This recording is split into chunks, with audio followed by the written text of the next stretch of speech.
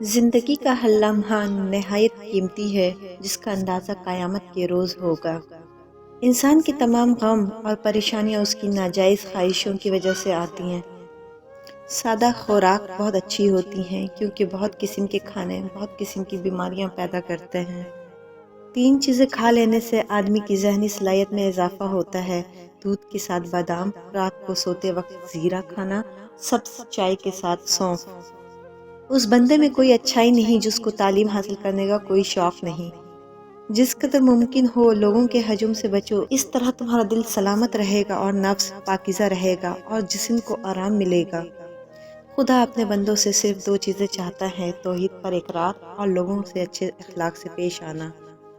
تمہاری جو حالت تنہائی میں ہوتی ہے وہی حالت قبر میں ہوگی۔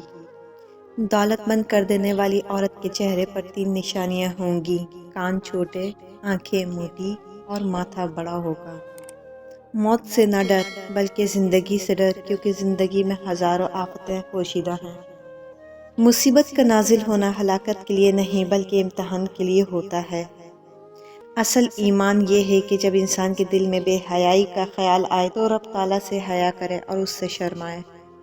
دل کی صفائی چاہتے ہو تو آنکھ دنیا سے بند کر لو۔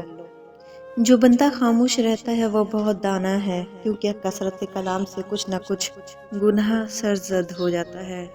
جو زبان اپنے قابو میں نہیں رکھتا ندامت اٹھاتا ہے۔ محبوب کے تابع ہونے کی وجہ سے محبوب کی ہر چیز بھی محبوب ہو جاتی ہے۔